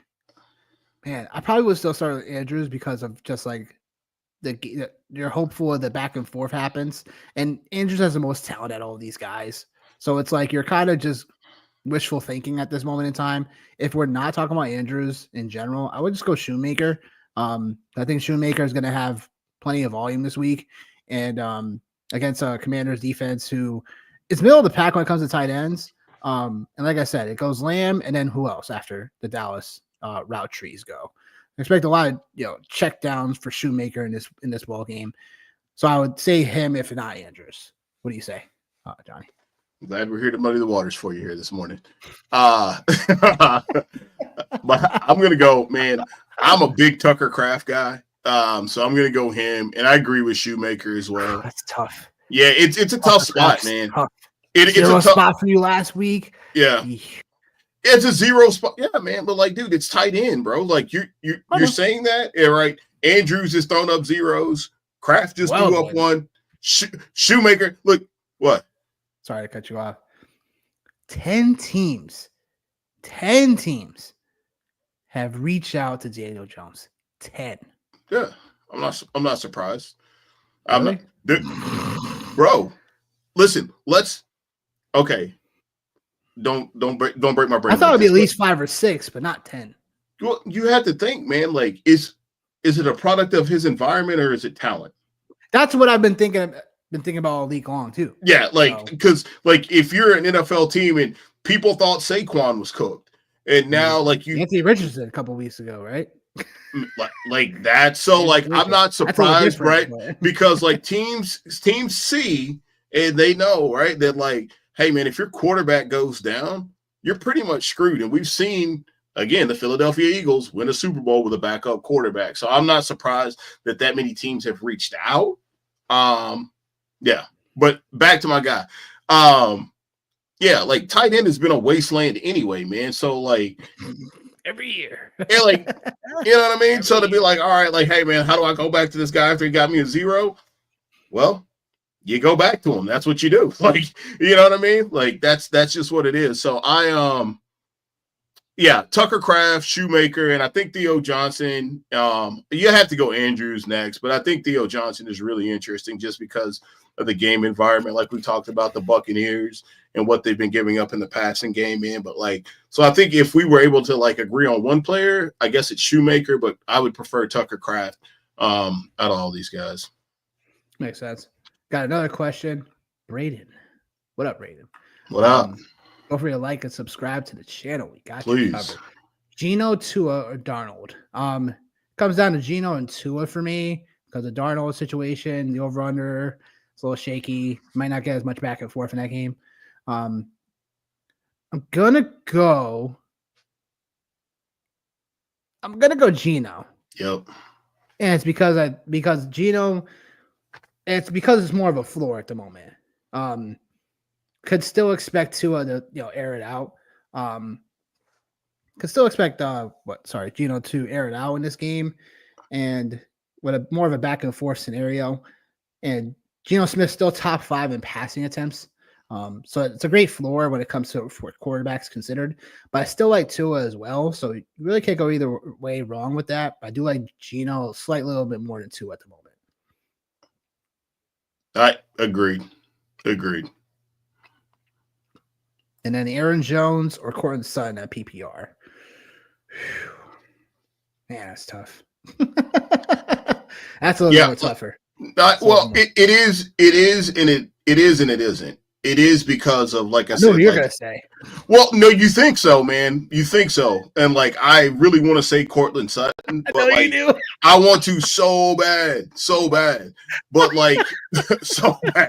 I But know. it's I can tell. oh my god, I want to so bad. But like I'm trusting the data right now Trusting the with data. with Aaron Jones and this Bears defense that has been giving it up a little bit here. So I'm trusting that. The only caveat in this situation, Braden, is like the one thing we can't control is Aaron Jones staying upright in this game, which has been my concern about him all year long, man. But like if if we if we took that out of the equation, it would be Cortland Sutton. But I am going to go against everything in my heart of hearts and tell you Aaron Jones over Cortland Sutton, man. And I am probably gonna. Oh my gosh, dude! I'm just sick even saying it, man. It makes No, it my makes heart. sense. I'll give you some confidence. I'll say Aaron Jones too because I think in a game where the Vikings are going to find ways to definitely be in the red zone. Aaron Jones is going to get all those carries coming back. So I'm not too worried about Cam Akers in general either. So I'm just gonna go Aaron Jones and like they say, hope for the best. That's it. Hope for the best because we're gonna get just full disclaimer, we're gonna get some things right and some things wrong. That's just what it is. Going to the lock of the slate for DFS purposes. There's two guys I want to highlight: Kareem Hunt and Tony Pollard. On DraftKings, Hunt 5,700, Pollard 5,800. I think both of these guys, regardless of ownership, I just want both of them because Pollard is going to have a full workload usage with Spears out today. And then Kareem Hunt, like, still no Pacheco. So this is the last week that we want to get, Kareem Hunt to our lineups. And 5,700 on DraftKings is a very fair price for what could be, a game where we could see just the Chiefs just constantly mow him down with more usage. And if that were to happen, I mean, we need 20 points for 3.5x. It's an easy plug and play, in my opinion. Pollard, because although Titans are going to be probably playing from behind, he's still going to be the workhorse back. And we've seen him have catches out the backfield before. So it wouldn't be shocking for him to easily clear his salary as well. So both of these guys need 20 points for 3.5x, especially for GPP plays. But those are some of my locks for the slate. What do you have, Johnny, for lock of the slate? I'm playing on FanDuel this week, but Kareem Hunt still hits me for a lock of the slate, man. You know what I mean? Like there's no way you can get around that. In my opinion, you just can't. Continue to keep in the running back room as well.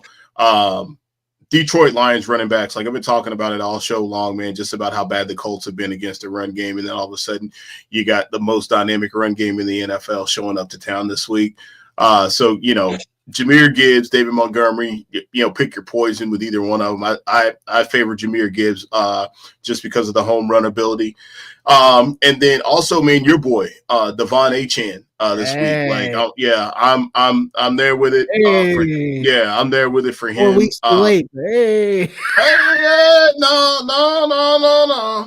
Like, hey, I voiced my concerns early on, and after about week 4 or 5, I said, all right, he might be right. He might be right. Listen, we have both been right on a couple of very hot take-ish players in George Pickens and Devon Achane, which I think is definitely a great call out on both of our parts. Sure. Standing on the players that we truly believe in. But he's a guy that I definitely both been right about Barkley and Henry. Let's just say absolutely. Oh my god! I almost started drooling. Oh my god! Let's just say that too, my guy. Oh my god! But yeah, like I said, like those are the running backs for me. And I think when you talk about wide receivers, because I'll go just a little bit different. If you talk about wide receivers, I think AJ Brown. I think he's on the FanDuel side of things. He's eligible for the main slate. So I think this is an AJ Brown coming out party tonight. So. Oh man, depends on my exposures and season longs. I'm not sure if I want that, but right. We'll see. Right. But yeah, great call for sure. Now it's time to go into the portion of the Knicks prop shop. 68 and 57 on the year. Don't worry, people. We'll get to 60% soon enough. Prop record 5-7 last week. I would say I guess the Ravens Steelers were somewhat of a bad single game, error. because I was expecting a little bit more points in that game, expecting a little bit more tempo in that game, and it just did not happen. It just ended up being a classic AFC North showdown. So it is what it is. Moving on, and that's just all it is to it. We'll get it right. Last couple weeks have been a little bit rough, but we bounced back a little bit last week. Let's continue the momentum. Top 3 plays are on the board. So top 3 are players that pretty much feel bona fide and locking in for either a parlay in general or just really taking these guys highly in singles. So I got Downs over 4.5 catches. I have Mike Evans over 52.5 receiving yards. What the caveat to Evans is that Baker Mayfield and Evans really care about the 1,000-yard consistency receiver record for Mike Evans for going on 10 straight seasons of 1,000 yards. They need 95 average receiving yards the rest of the way for Evans to get this. So if they want to kick this off with a bang, I think this is an easy way to start. His line went up to like 55.5 on some books, so just double check that, but I would still take this up to 60 yards. JSN, over 57.5 receiving yards. I think that outside DK Metcalf, who I also like, definitely is a player in which we need to prioritize because he's been bona fide killing it over the last couple of weeks. And he's going to get all the short and intermediate targets. Lockett is almost a non-factor at this point based on the usage and whatnot. And we were hoping for this earlier on in the year more consistently with JSN. And now that we're seeing it is a great thing. So happy to see that. The 1 p.m. props, like we talked about with Downs, Evans already have those guys. I want to talk about Tua, over 245.5 pass yards. Tua has always cooked the Patriots, especially via the air. So going on the track record of Tua still doing the same thing. Finally having some more rhythm with Tyreek Hill, and obviously Devon Achane, star boy. And then hopefully getting some more chemistry with Jaden Waddle. But obviously Jonnu Smith has taken over, I think, the pecking order in Waddle. So remains to be seen how that is going to go. But I have Jonnu Smith over 39.5 receiving yards as well in that game. You could take the 3.5 over receptions, but I just like the yardage because I know Jonnu Smith's a big play tight end. So all it takes one play to easily cash this over. Bucky Irving, over 53.5 rush yards. Giants definitely give it up to the running backs. They're just constantly for whatever reason, they just are a team that just loves to be able to get the ball and allowing the running backs to do their thing. The other play I had in this game, I lost it. There it is.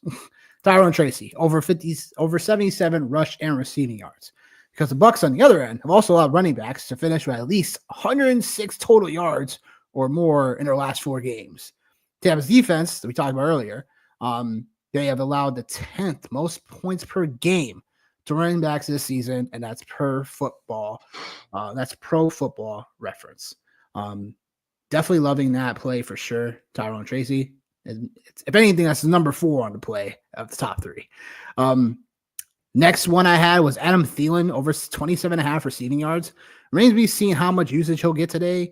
But it's Thielen coming back in a game where the Panthers are a 10.5 dog at home. Like, Thielen's going to have to factor into this somehow, some way. And I definitely love the 27.5 receiving yards. That's just too low for a guy like Adam Thielen, who should get peppered with targets from Bryce Young. They should have the most chemistry out of the rest of the receivers due to what, last year as well. So just going on the chemistry of what they have gone through over the last year and a half. Shoemaker made the list for 26.5 receiving yards and the 3.5, over 3.5 receiving catches. We saw last week off the bench what Shoemaker did. You know what I'm saying? Like, literally after just what I was like, was that Jake Ferguson? No, that's Shoemaker. It's like that's Shoemaker. Like, oh, okay. So these lines are a little too low. I think the books are making a mistake by making these lines a little too low, but any mistake that the books make, we'll look to cash on. Definitely like both of these because the Cowboys are going to have to throw the ball in this game. The Commanders probably get up 14-0 earlier on in the game, and then the Cowboys are going to have to keep on throwing. That's the ideal scenario. So let's hope that happens. And then last for the 1:00 games, make sure I didn't skip any one of these. And I did not. Justin Jefferson, over 5.5 catches.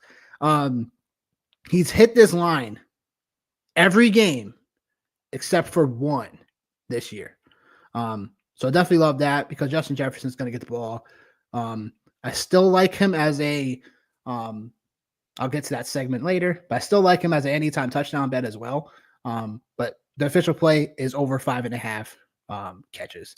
The 4 o'clock props are as follows. We already had JSN over 57.5 receiving yards.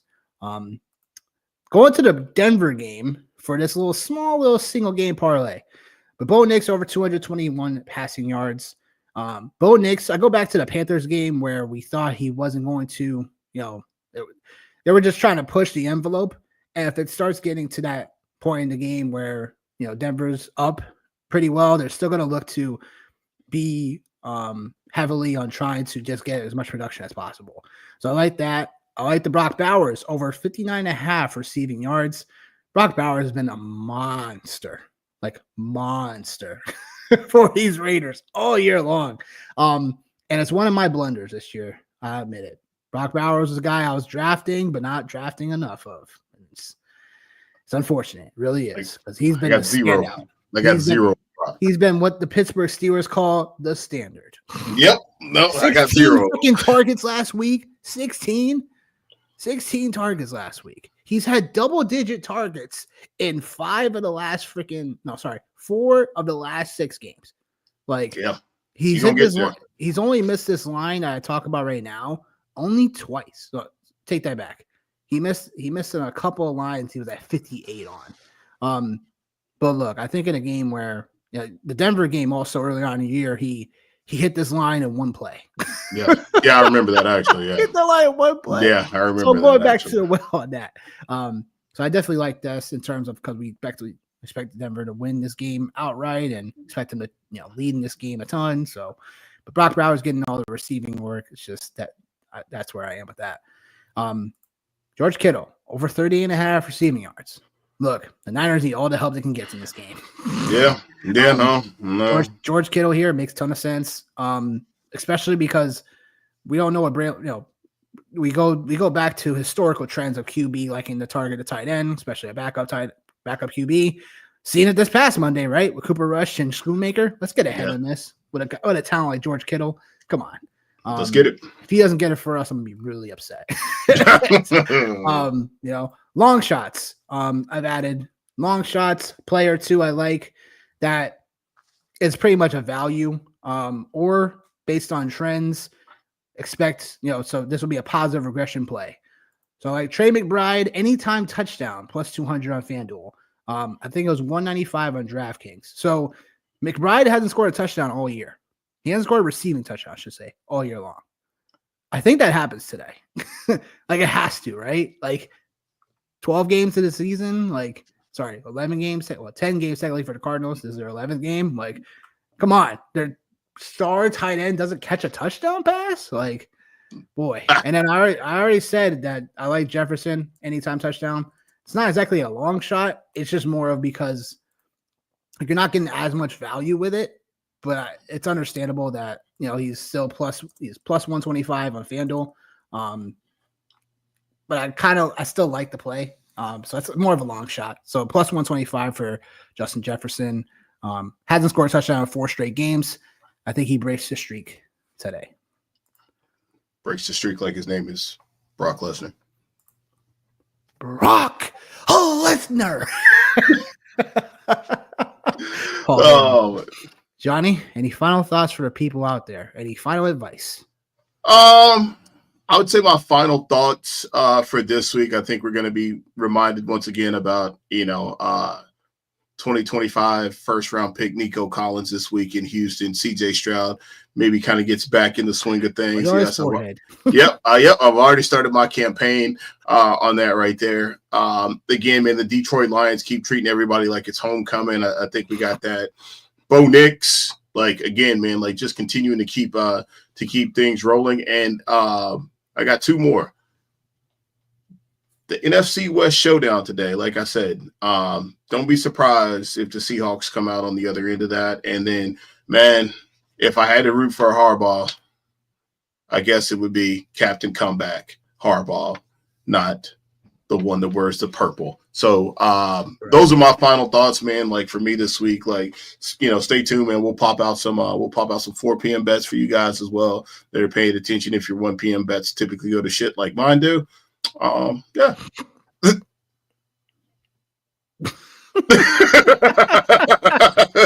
Remains to be seen, right? Remains to be seen. Got another quick question: Hunter Henry or Wandell for the flex? If it's honestly, if it's a full, go Wandell. If it's a half, Hunter Henry. I think Hunter Henry has a good chance to catch a touchdown pass today. But I think Wandell, because of the usage that he gets, such low A dot play, obviously, but he's just kind of like the Demario Douglases, the Keyshawn Butte, stuff like that. Like he gets the short intermediate targets. So if it's full point PPR like Wandell, if it's half, Hunter Henry. Yeah, Hunter Henry would be the play for me in PPR. Like not a whole lot else to say. That would be the play for me for sure, just because I think obviously there's something there with Drake May and Hunter Henry. Makes sense. Okay. Well, final thoughts for me. I would say that look, we're already 12 weeks into the freaking season already. It's crazy. We're looking at teams that are just now, crap in the bed constantly, and then just going to be put to bed soon, because it'll be irrelevant. And in that case, and then we're looking at teams that literally have to perform. So their final opportunities are probably in the playoffs in the next couple of weeks. It's going to happen. So pay attention to that. Also, fantasy football playoffs right around the corner. So make sure you guys are looking at your final waiver wires as we get about 29 minutes away from starting the next week. Get a stash player that you like, or something where it's like you're looking at trends, you're looking at things, production in terms of these guys are playing, because now there's no more trades. So trade deadlines have passed. So now it's all about your stash game. It's all about how you're able to now maneuver on the waiver wire once again. So look to win your championships by stashing their defense, stashing their QB if you need to, playing keep away for some of your league mates is what I have to say as well. So, but that does it here for us, because it's been a great chat. We appreciate every single one of you guys here showing us love every week. We look forward to seeing you guys our next show, and that is Tuesday. Thursday. We're talking about the Week 13 waiver wire advice, where there's no teams on bye in Week 13, which is going to be crazy. But Week 14 will be nuts because there's plenty of teams on bye. Stupid NFL God schedules, I tell you. But that is the next show we got for you. Tuesday, 8 p.m. Eastern. Come here, check in. We overall will get you guys all things considered when it comes to what happened this past week, and overall what players you should be prioritizing off the waiver wire. If you guys aren't following us, please do so on Spotify as well, and also on YouTube as well. The Fantasy Football Show, DA Fantasy Football Show. For Johnny, I'm Nick. Peace out, y'all. We out.